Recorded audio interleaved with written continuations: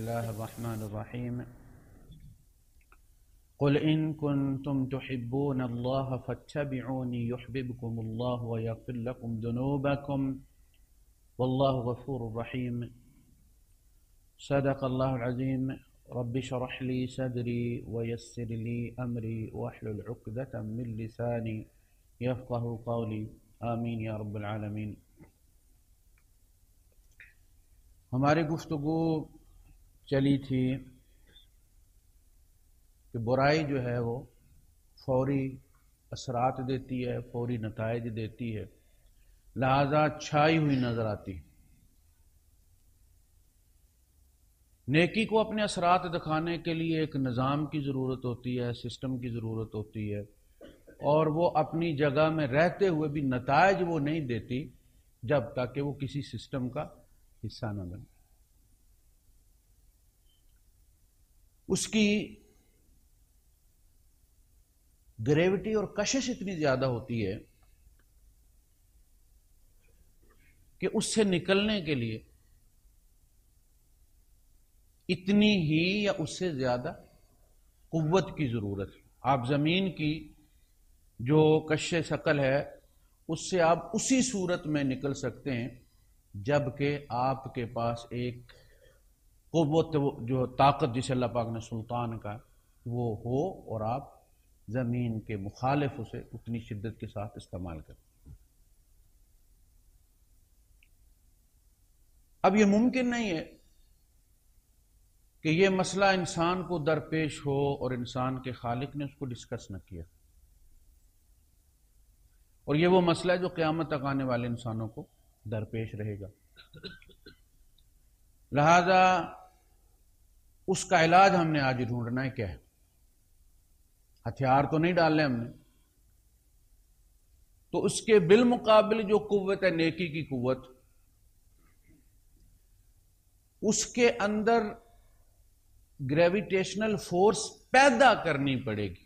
برائی میں خود ہوتی ہے، انبلٹ ہوتی ہے اس میں، لیکن نیکی میں پیدا کرنی پڑتی ہے۔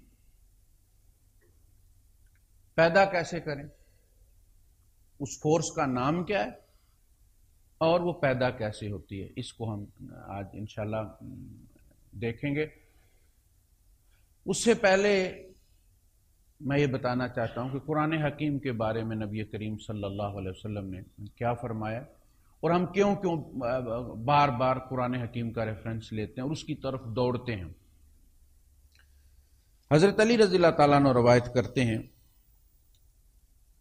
عن علی رضی اللہ عنہ قال سمعت رسول اللہ صلی اللہ علیہ وسلم یقول، میں نے اللہ کے رسول صلی اللہ علیہ وسلم فرماتے سنا ہے، انہا ستکون فتنہ، فتنہ بپا ہونے جا رہا ہے۔ قلت ما المخرج منہا یا رسول اللہ، میں نے کہا کہ اللہ کے رسول اس میں سے نکلنے کا رستہ کیا ہے؟ تفصیل نہیں پوچھی فتنے کی، صرف یہ پوچھا کہ اس کا کوئی علاج بھی ہے۔ قال کتاب اللہ، اللہ کے رسول صلی اللہ علیہ وسلم نے فرمایا اللہ کی کتاب اس کا مخرج ہے، اس کی دوا ہے۔ اس کے بعد فتنے کی اللہ کے رسول صلی اللہ علیہ وسلم نے تفصیل نہیں بیان کی بلکہ قرآن حکیم کو ڈیفائن کیا ہے کہ یہ کتاب اللہ ہے کیا۔ فرمایا فیہ نبأ ما قبلکم، اس میں تم سے پہلے لوگوں کے واقعات و حادثات موجود ہیں۔ نبأ اس خبر کو کہتے ہیں جو ہو چکی ہو، اور آپ دیکھتے ہیں موجز الانباء کا مطلب ہے ہیڈ لائنز، اس وقت سے پہلے جو خبر ہو چکی ہے وہ نبأ ہے۔ وخبر ما بعدکم، اور تمہارے بعد آنے والے لوگوں کی خبریں بھی اس میں موجود ہیں۔ صحابہ سے حضور فرما رہے ہیں کہ تم سے پہلوں کے بھی واقعات اس میں موجود ہیں کہ انہوں نے کیا کیا تو اس کا رزلٹ کیا نکلا، اور تمہارے بعد آنے والے لوگوں کا بھی خبریں اس میں موجود ہیں کہ وہ کیا کریں گے اور ان کا انجام کیا ہوگا۔ وَحُكْمُ مَا بَيْنَكُمْ، تمہارے درمیان جتنے معاملات ہیں، جتنے ڈسپیوٹس ہیں، جتنے تفرقے ہیں، ان سب کا حکم اس کتاب کے اندر موجود ہے۔ اپلائی کرنے کی قوت اور نیت ہونی چاہیے بندے کے اندر۔ ایک آدمی ٹھیک دوا لے لے مگر وہ دوا پکڑ کے شیلف میں رکھ دے تو اس کو آرام نہیں آ جائے گا، اس وجہ سے کہ یہ دوا ٹھیک ہے، جب تک کہ وہ دوا کھائے بھی نہ۔ جب تک تم قرآن کا حکم نہ مانو، سپریم کورٹ کا حکم نہ مانو، مسائل تو حل نہیں ہو۔ صرف فیصلہ کر دینے سے تو مسئلے حل نہیں ہوتے جب تک کہ ان فیصلوں پر عمل درآمد نہ کیا جائے۔ اچھا، عمل درآمد میں جو چیزیں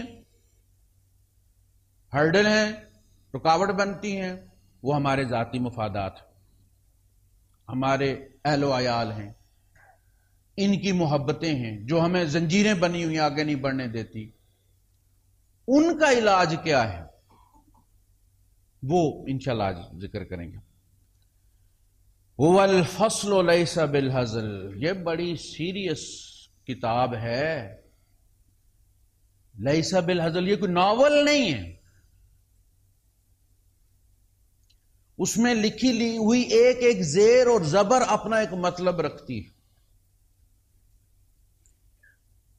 من ترکہ من جبار قسمہ اللہ، جو اس کو جبروت اور تکبر کی وجہ سے چھوڑ دے گا، اللہ پاک اس کو پیس کر رکھ دے گا۔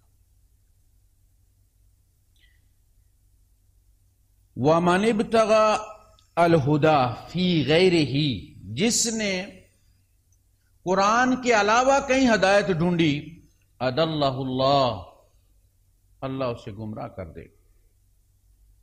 رستہ یہی، بول بلائیوں میں ایک انٹری ہوتی ہے، ایک ایگزٹ ہوتا ہے، رستے ڈھیر نظر آتے ہیں لیکن ہر رستہ ڈیڈ اینڈ پر پہنچ کے ختم ہو جاتا ہے، ایک ہی رستہ ہے۔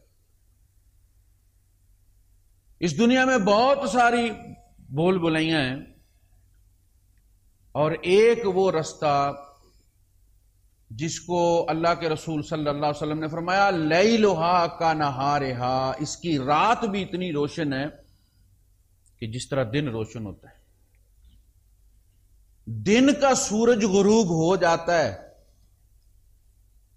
لیکن وہ سراج منیرہ جو میرے اللہ نے مبعوث فرمایا محمد رسول اللہ صلی اللہ علیہ وسلم، وہ رات کو بھی غروب نہیں ہوتا، وہ رات کو بھی رستہ دکھاتا ہے۔ محجۃ البیضاء لیلھا کنہارھا لا یزیغ عنہا الا ہالک، اس سے ٹیڑھا نہیں کوئی ہوا کہ ہلاک ہو گیا۔ اور میں ہمیشہ عرض کرتا ہوں کہ وہ جو شارٹ کٹ ہے، وہ جو پل صراط کا کہا جاتا ہے کہ بال سے باریک اور تلوار سے تیز اور لوگ اس سے گر رہے ہوں گے دائیں بائیں، وہ دنیا میں گریں گے، وہاں اس کا ایکشن ری پلے ہو رہا ہے۔ کوئی رائٹ میں گرا ہے،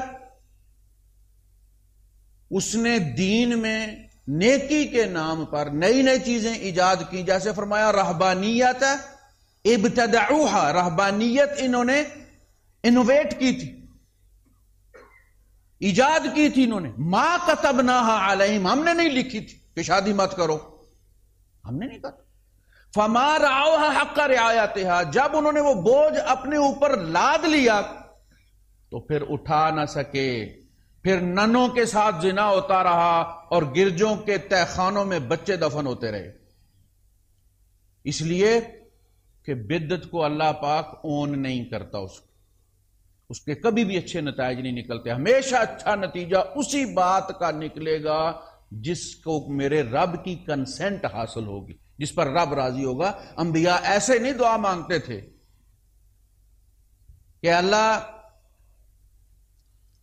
ہمیں وہ نیکی کرنے کی توفیق عطا فرما ترضاؤھا، جس کو تو پسند کرتا ہو، میں پسند نہ کرتا ہوں، تو پسند کرتا ہو، اس لیے کہ اجر میری پسند کے ساتھ نہیں، رب کے پسند کے ساتھ۔ جس نے اس کے علاوہ کہیں اور ہدایت ڈھونڈی، کچھ اور فلسفوں میں جا کے، اضلہ اللہ، اللہ اسے بھٹکا دے گا۔ وَهُوَ حَبْلُ اللَّهِ الْمَتِينُ، یہ اللہ کی مضبوط رسی ہے، ٹائم اسپیٹ اس پہ عمل نہیں، اس پہ کوئی عمل نہیں کرتا، یہ کمزور نہیں ہوتی، پرانی نہیں ہوتی، لن فصام لہا، یہ کبھی نہیں ٹوٹے گی، ہرگز نہیں ٹوٹے گی قیامت تک، تا کہ یہ تمہیں رب تک پہنچا دے۔ برباد وہی ہوگا جو اس کو چھوڑ دے گا۔ رب نہ اس کو چھوڑتا ہے، وہ قرآن پہ ہاتھ رکھے ہیں، ہم اس کے محافظ ہیں، نہ یہ ٹوٹتی ہے، قرآن کو کوئی مائی کا لال مٹا نہیں سکے گا، لہذا جب بھی تم برباد ہوگے چھوڑو گے اس کو۔ وَهُوَ الذِّكْرُ الْحَكِيمُ، ذکر حکیم یہ کتاب ہے، سب سے بڑا ذکر یہ ہے، الذکر